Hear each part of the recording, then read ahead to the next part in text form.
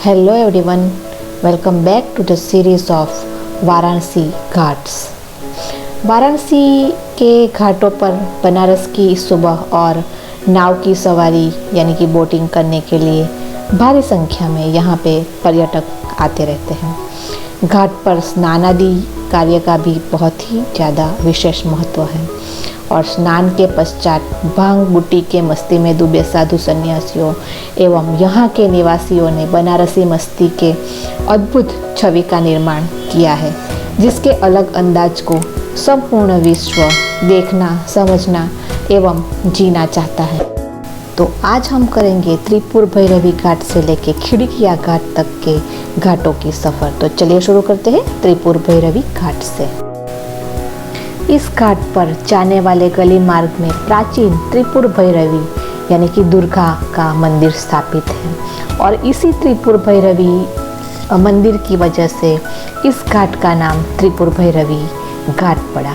प्राचीन काल में इसका नाम वृद्धादित्य घाट था और घाट पर रुद्रेश्वर शिव एवं त्रिपुरेश्वर शिव का मंदिर है और पीपल के वृक्ष के नीचे पंचायतन शैली में मध्य में शिवलिंग तथा चारों ओर शक्ति, विष्णु, गणेश और सूर्य की मूर्तियां हैं तथा एक छोटे मंदिर में आदित्य रूप में सूर्य की प्रतिमा भी स्थापित है।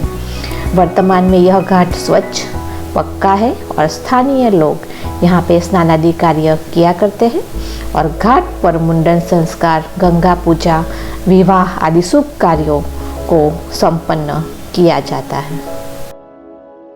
और अगला घाट है मीर घाट।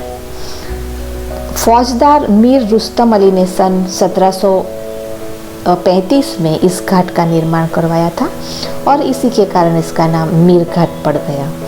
घाट स्थित गंगा में जरासंध तीर्थ की स्थिति मानी गई है और ऊपरी भाग में जरासंधेश्वर शिव का मंदिर है, इसलिए प्राचीन काल में इसका नाम जरासंध घाट भी हुआ करता था।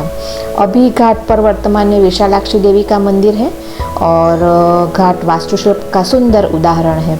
दक्षिण भारतीय वास्तु परंपरा के अनुरूप इसका निर्माण हुआ है। विशालाक्षी देवी को काशी के 9 गौरियों में भी स्थान प्राप्त है और इसके दर्शन से कष्टों से छुटकारा मिलता है।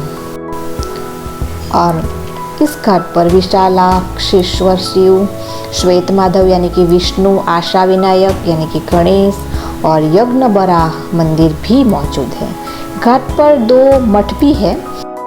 एक है भजनाश्रम मठ जिसमें अधिकांश बंगाली विधवाएं निवास करती हैं और दूसरा मठ है नानकपंथी मठ जो कि सिख साधुओं का है और इस मठ के द्वारा प्रतिदिन निःशुल्क भोजन एवं औषधियों का वितरण गरीबों की निसहायों की मध्य में किया जाता है और घाट पक्का स्वच्छ है और स्थानीय लोग यहाँ पर स्नानादि कार्य किया करते हैं। चलिए अब चलते हैं ललिता घाट पे। तो घाट की तरफ जाने वाली गली मार्ग में ललिता देवी का मंदिर है और ललिता देवी को काशी के 9 गौरियों में स्थान प्राप्त है और इसी के नाम पे इसका नाम ललिता घाट पड़ा। और इस घाट पर शबराजेश्वर शिव, राजराजेश्वरी तथा गंगादित्य यानी कि सूर्य भगवान का मंदिर है और 12 आदित्यों में गंगादित्य का भी स्थान है।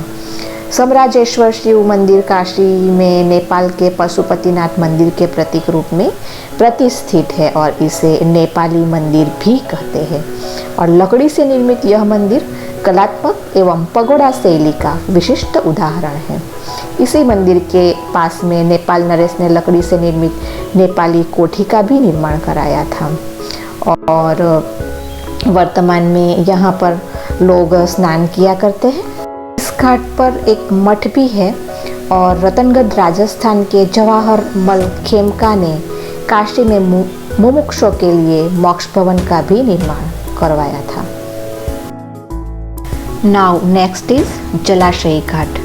यह एक ऐसा अनोखा गंगा तट है जहाँ शिव तट पर न होकर स्वयं गंगा में समाये हुए हैं।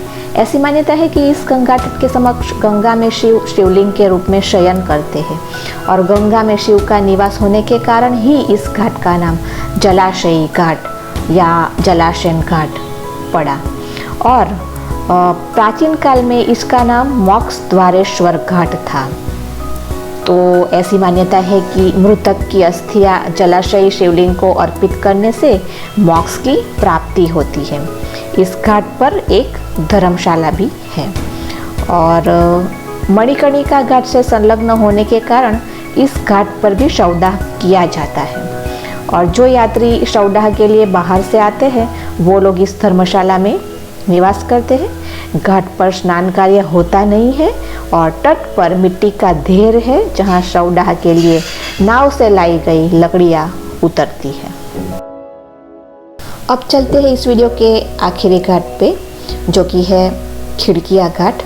यह घाट कच्चा है और घाट पर पीपल वृक्ष के समीप शिव का एक मंदिर है और घाट के ऊपरी भाग में काशी हिंदू विश्वविद्यालय से संबंधित बसंत महिला महाविद्यालय और गांधी विद्या संस्थान स्थित है। घाट कच्चा होने के कारण यहाँ स्नानार्थियाँ बहुत ही कम संख्या में आगमन होता है और घाट पर साधु सन्यासी रहते हैं एवं यही गंगा में वह स्नान किया करते हैं।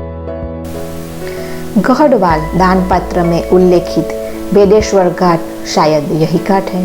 लिंग पुराण और काशी खंड में आदि केशव और राजघाट के मध्य में वेदेश्वर घाट की जो स्थिति दर्शाई गई है उससे पता चलता है कि प्राचीन वेदेश्वर घाट ही वर्तमान खिड़की घाट हो सकता है। तो दोस्तों, घाटों की इस सीरीज में हमने निरंजनी घाट से लेके खिड़किया घाट तक टोटल 33 घाट्स के दर्शन किए और अब हमारा लास्ट वीडियो होगा नेक्स्ट, जो कि होगा मणिकर्णिका घाट का। मणिकर्णिका घाट बहुत ही फेमस घाट है और वो वाला वीडियो आप बिल्कुल भी मिस मत कीजिएगा और मेरी चैनल को देखते रहिए, धार्मिक ज्ञान प्राप्त करते रहिए और सब्सक्राइब कीजिए, लाइक कीजिए, कमेंट कीजिए। धन्यवाद।